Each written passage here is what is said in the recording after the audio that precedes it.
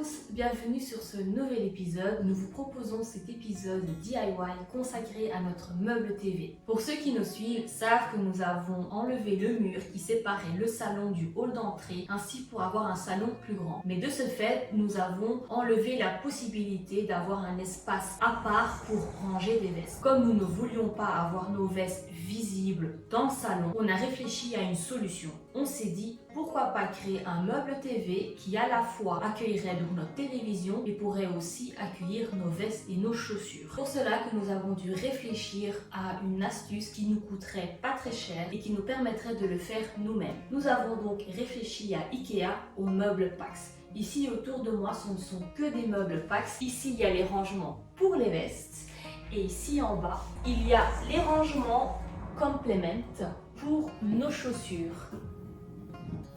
Oui, ceux-ci, ce sont des meubles Pax que nous avons découpés. Je vous propose de suivre cet épisode pour que vous puissiez voir comment nous l'avons fait et on se retrouve en fin d'épisode. A tout de suite.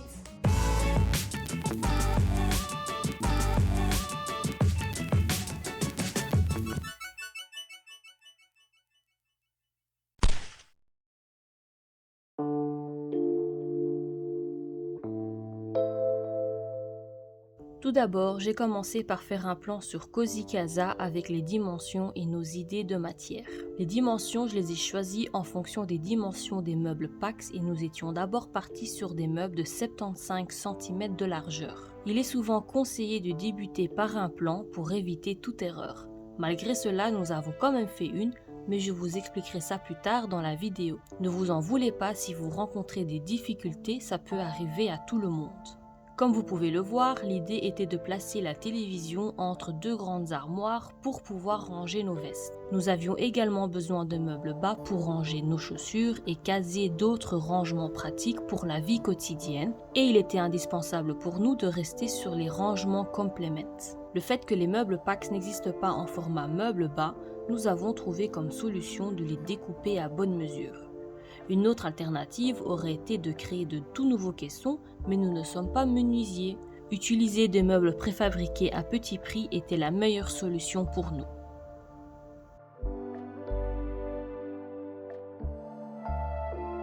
Voici le mur sur lequel nous allons travailler. Nous avions une difficulté supplémentaire parce qu'il fallait tenir compte du caisson technique dans lequel passent des câbles d'électricité.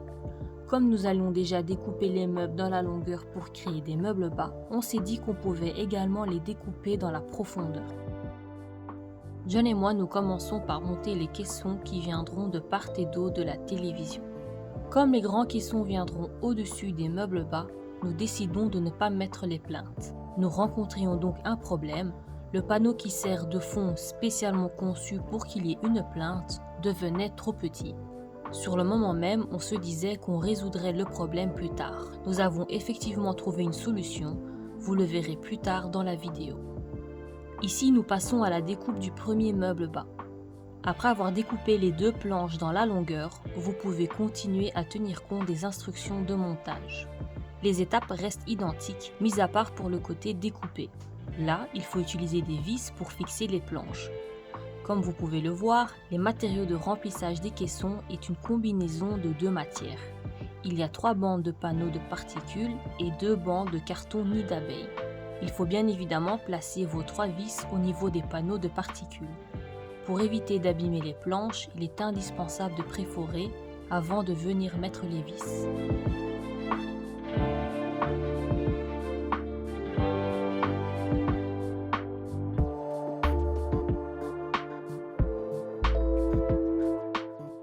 Il faut également découper le panneau qui sert de fond à votre meuble et le clouer comme expliqué dans les instructions de montage.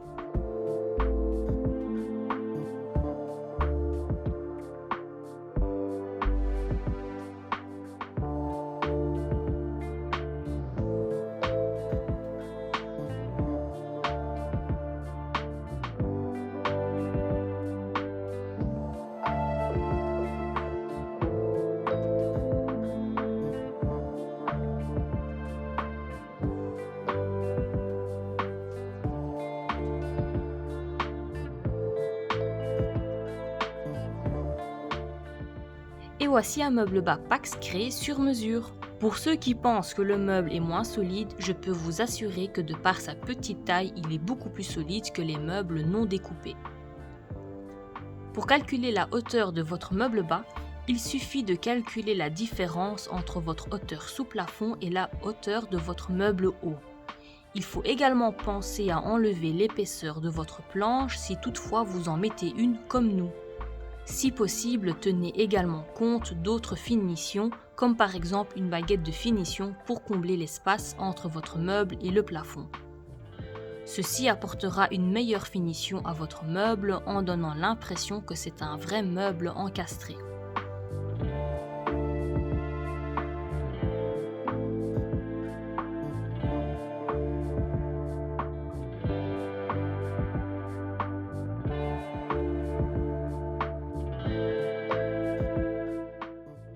J'en profite pour vous expliquer l'erreur que nous avons faite en choisissant des meubles Pax de 75 sur 2,1 m. Dans une chambre, les meubles peuvent rester sans porte. Mais ce n'est pas le cas dans un salon. Malheureusement, ce n'est qu'après avoir monté les meubles que nous nous sommes rendus compte que IKEA fournit uniquement des portes de 50 ou de 25 cm. C'était un problème parce que nous ne voulions pas de portes asymétriques. Une solution aurait été de découper les portes pour avoir des portes symétriques, mais le résultat aurait été décevant. Nous avons décidé de racheter des meubles et par la même occasion d'agrandir l'espace consacré à la télévision. Au lieu d'avoir 2 meubles de 75, nous avons du coup opté pour un meuble de 1 m et 2 meubles de 50 cm pour le côté où se trouve le caisson technique. Nous avons également décidé de prendre des meubles de 2,36 m pour ainsi réduire la hauteur des meubles bas. La première option avait comme désavantage qu'il fallait étirer son bras pour accrocher ses vestes. Les personnes de petite taille n'auraient pas pu accrocher leurs vestes par eux-mêmes. Finalement, nous sommes contents d'avoir pu adapter notre meuble TV pour améliorer les détails que je viens de vous citer. Heureusement, nos meubles de 75 ne sont pas perdus, ils ont trouvé leur place dans l'une des chambres du premier étage. Autre détail, nous étions également obligés de tenir compte de la taille des portes pour nos meubles hauts. N'oubliez pas, nous éliminons les plinthes de nos meubles hauts puisqu'ils sont superposés sur d'autres meubles. IKEA fournit des portes de 2,29 m parce que les caissons sont censés avoir des plinthes. Nous avons tout simplement découpé 7 cm et ainsi nous avons également trouvé une solution pour le panneau du fond. Maintenant, il n'y a pas de trou dans le fond du meuble.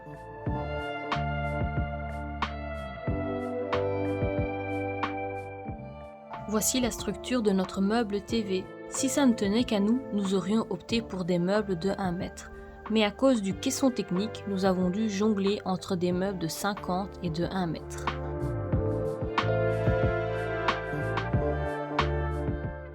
Pour la planche en bois, nous avons décidé d'aller chez un marchand de bois. Loire & Marteau est situé à Waterloo en Belgique et fournit un travail de qualité et un service clientèle hors pair.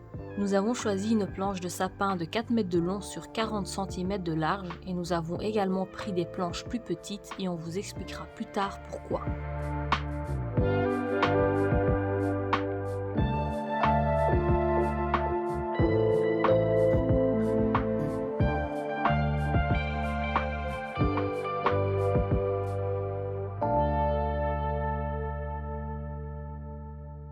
Avant de fixer la planche en bois sur les meubles bas, nous fixons tous les meubles bas ensemble. Pour ceci, nous nous servons de serre-joints et nous décidons de fixer les meubles à l'aide de vis. Il est possible d'utiliser les vis de reliure fournies par IKEA. Encore une fois, il faut préforer avant de visser.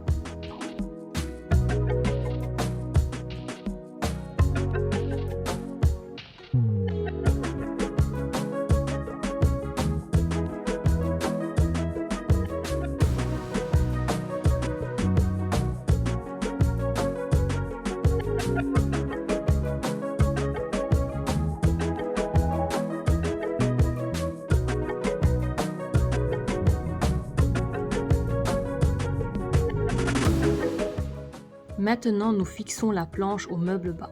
et nous fixons également les petites planches qui servent à soutenir l'arrière de nos meubles hauts. Pour économiser de l'argent, vous pouvez trouver une autre alternative, mais c'est indispensable que ce soit de la même épaisseur.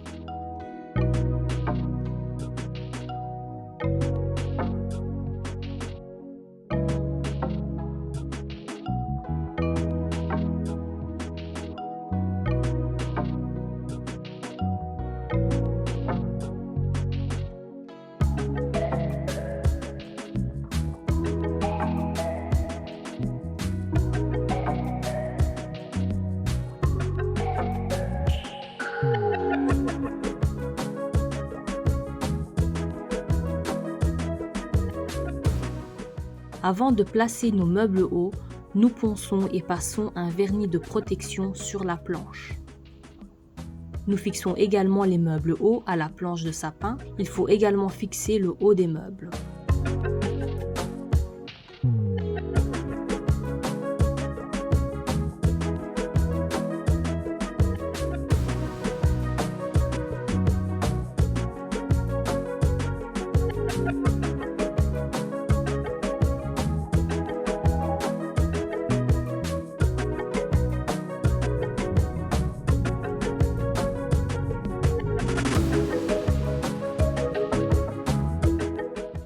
Maintenant, nous passons à la création de la cloison qui soutiendra la télévision et les planches décoratives.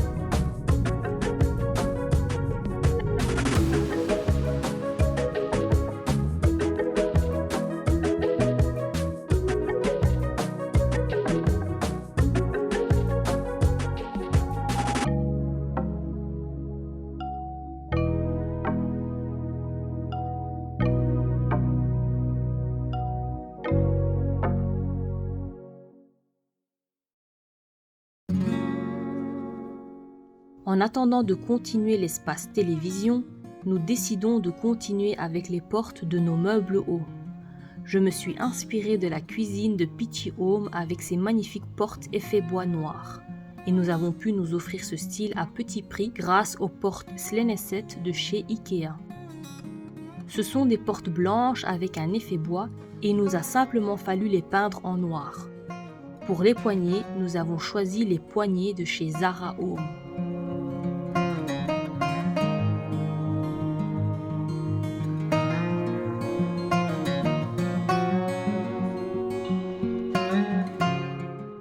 Pour les portes de nos meubles bas, nous avons choisi les portes Rizdal que nous avons dû découper pour avoir les bonnes dimensions. Par porte, nous avons pu utiliser les deux extrémités. Ainsi, la finition du haut des portes est bonne. Par contre, le bas des portes est découpé. Mais c'est un détail qui ne se remarque pas, à moins de vraiment s'accroupir et de regarder. Il reste un détail pour pouvoir fixer les portes aux meubles, mais nous vous montrons ça plus tard dans la vidéo. Pour nos petites planches décoratives pour la partie TV, nous sommes retournés chez Loire et Marteau. Nous leur avons demandé conseil. Nous savions ce que nous voulions, mais pas ce que nous avions besoin. Ils nous ont conseillé d'utiliser de grandes planches en sapin de 4,20 m de long sur 10 cm et 16 mm d'épaisseur. Comme nous voulions créer un relief avec nos planches, ils ont proposé de raboter certaines planches jusqu'à l'épaisseur souhaitée. Nous avons choisi de raboter un tiers jusqu'à 8 mm, un tiers jusqu'à 12 mm et le dernier tiers de le garder à 16 mm. Le fait d'avoir des lattes en bois de plus de 4 mètres de long nous permettait de découper les planches à notre guise. Nous les avons découpés aléatoirement en alternant avec les différentes épaisseurs. Avant de les placer définitivement à l'aide d'une cloueuse, nous les avons poncés préalablement comme conseillé par Stéphane de chez Loire et Marteau pour que la teinture puisse mieux pénétrer. Nous fixons les planches verticalement et avant de poser la première ligne, nous avons dessiné un trait grâce au niveau laser pour être sûr de poser les lattes de niveau.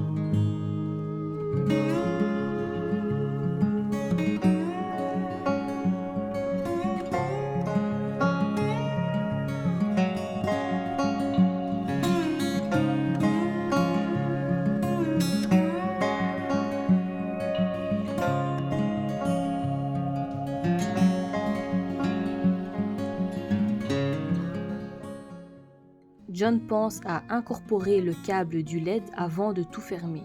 Nous voyons un petit point noir, ceci est le capteur de la télécommande. John a réussi à le rendre invisible. La prise électrique passe derrière le meuble et reste accessible par l'un des meubles bas qui n'a pas de fond. Il reste encore à connecter la bande LED, mais ceci ce sera pour plus tard. Maintenant, on passe aux lattes qui viendront se fixer sur le plafond. Nous décidons du design à même le sol. Nous allons poncer et teindre les lattes avant de les fixer.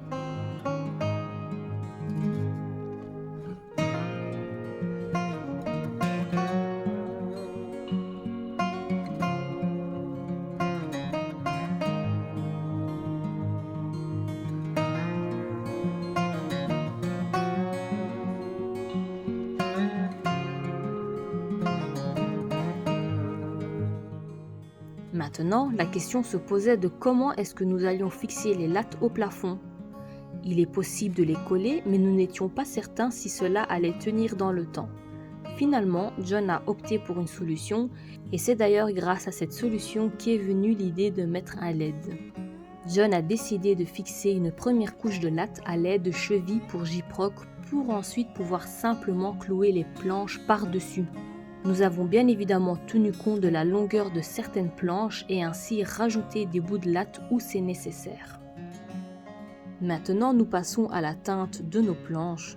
Nous avons choisi la teinte vieux chêne que nous avons appliquée avec une éponge. Après avoir appliqué la teinte, nous trouvions que c'était trop foncé, alors nous avons essayé d'enlever l'excédent. Dans la précipitation, nous avons utilisé des lingettes pour bébé et honnêtement, ça fonctionnait plutôt bien. Après, nous sommes passés au torchon imbibé d'eau. Le lendemain matin, nous trouvions que c'était encore trop foncé, alors John a poncé les planches. Maintenant, on passe enfin à la pose des planches au plafond. Comme vous pouvez le voir, John a déjà collé la bande LED à la première latte en sapin en suivant la forme du design de nos planches.